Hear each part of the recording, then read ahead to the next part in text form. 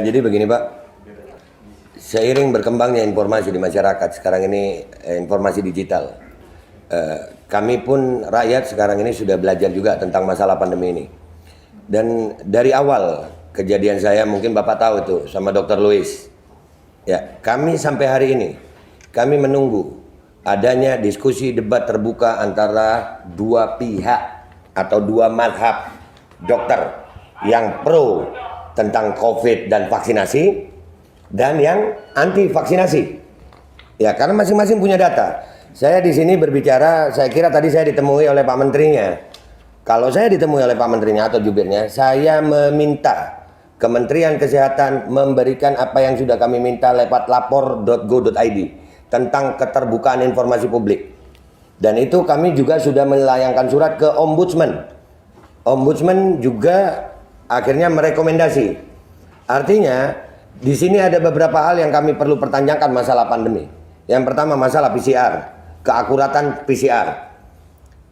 Yang kedua masalah efikasi vaksin. Yang ketiga masalah kontrak vaksin pemerintah Indonesia dengan produsen vaksin. Dan penggunaan EUA, Emergency Use Authorization. Kenapa harus dimandatorikan? Kenapa harus didaruratkan? Dan masalah penggunaan vaksin anak untuk sebuah penyakit yang tingkat kesembuhannya 99, sekian persen, kenapa anak harus diintimidasi dengan vaksin? Anak Indonesia bukan anak yang penyakitan. Anak Indonesia anak yang sehat. Dan tidak sedikit Pak, kami sekali lagi tidak anti vaksin, kami anti pemaksaannya. Andai kata vaksin ini dilakukan secara sukarela, kami tidak seperti ini Pak. Kami jadi curiga dengan isi vaksin justru karena adanya kebijakan-kebijakan yang merubah negara demokrasi Pancasila ini, yang mana demokrasi Pancasila ini berbeda Tuhan, kita harus toleransi Pak. Tapi dengan adanya vaksinasi, rakyat Indonesia sekarang ini, perbedaan vaksinasi sudah ada diskriminasi dan intimidasi. Kami sudah sering Pak melihat kesian rakyat didatangi ke rumah-rumah dengan pakaian seragam tentara. Itu belum sakit udah sakit duluan, takut. Iya, kayak datengin maling. Ini masalah vaksinasi mentinya. Iya, Kementerian Kesehatan loh ini. Kenapa, apa hubungannya dengan TNI? Dan saya juga mau tanya Pak, ini termasuk saya kepingin Kemenkes siapkan waktu. Kami mau diskusi debat terbuka dengan Kemenkes dengan data dan fakta, bukan hanya seperti ini. Siapkan waktunya, disiarkan untuk seluruh rakyat Indonesia.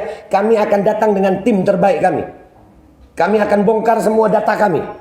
Dan silakan Kemenkes bantah. Dan saya menuntut hari ini ada perjanjian tertulis antara saya dan Kemenkes. Kapan waktunya, dan kalau nanti di diskusi debat terbuka itu kami salah, saya Babe Aldo bertanda tangan rela dipenjara seumur hidup karena telah mengacaukan kekacauan, menyebabkan kekacauan bagi seluruh rakyat Indonesia. Jadi itu yang saya tuntut. Saya tuntut adanya, kan kita di negara demokrasi Pak. Bapak menerima kami dengan baik, kami pun senang ini Pak. Alhamdulillah, ini yang kami cari dari beberapa waktu. Saya berteriak-teriak di medsos, tapi lucu Pak, saya berteriak di medsos bukannya dipanggil, tapi dibungkam.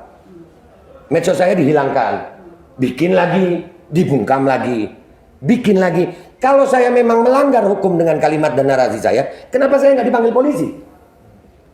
Kenapa pihak Kemenkes tidak mau memanggil saya?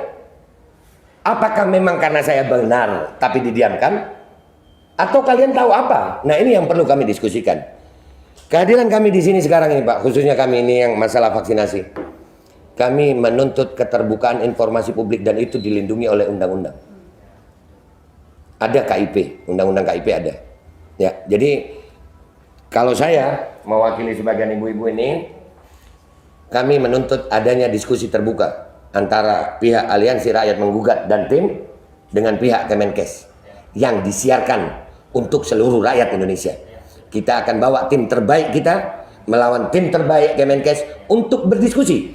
Bukan untuk debat biasa aja Pak. Karena ini menyangkut hajat hidup 270 rakyat Indonesia, 270 juta rakyat Indonesia. Kami tidak mau mempertaruhkan masa depan anak-anak kami Pak.